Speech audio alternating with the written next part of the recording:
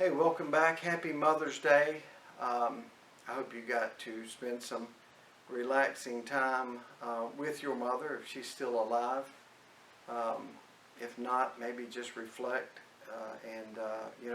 That's one thing we've all got in common. We all have or have had a mother.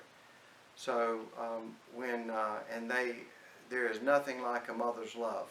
So sometimes, from a prosecutor's standpoint, that mother will stand up for a kid with a record a mile long, and sometimes it's misplaced. But I can guarantee you across the board, mothers love their children. In fact, when I had a full caseload, the defense attorney would get up and give a closing argument and talk about this witness and that they put up, and I have said it before. Mamas loved their kids and moved on because the mama's the only one that would testify for him. Whether it's good or bad, love is in abundance when it comes to mothers and their kids, and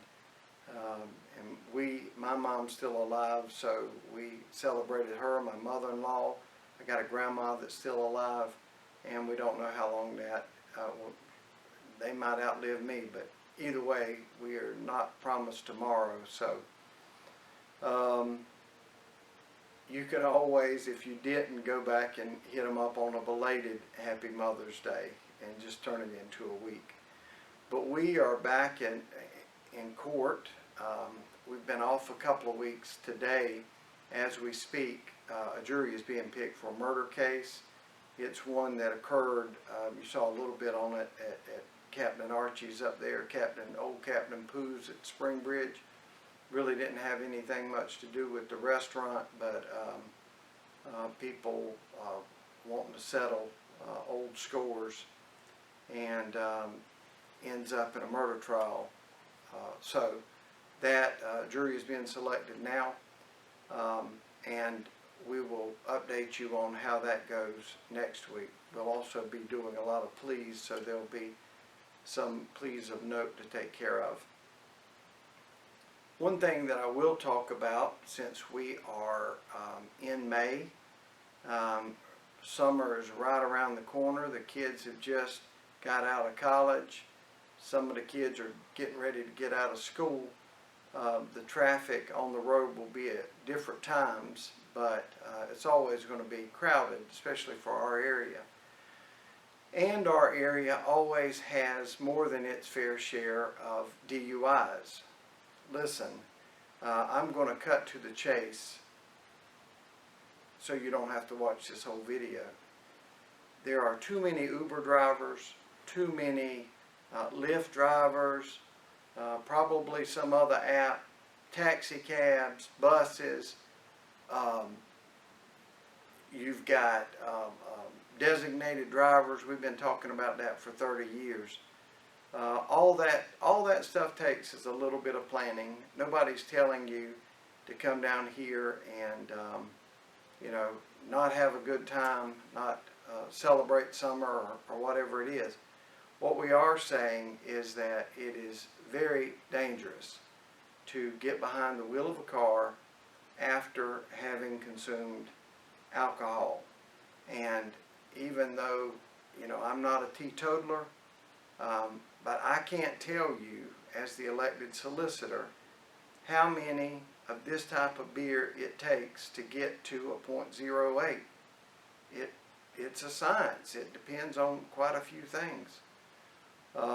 And we would love to have a summer with no deaths and very few wrecks, none of them attributed to alcohol, and just no DUIs. But we know with the bars and the restaurants and this being a tourist destination, that there is going to be a certain amount of drinking.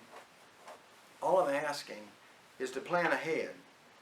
Really and truly think for a second, because you do not want I get it all the time. Well, this one here, he got a DUI and he only got a $700 or $800 fine.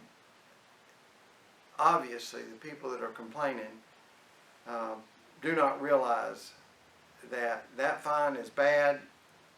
It doubles, so it's really $1,500 when you add in court cost.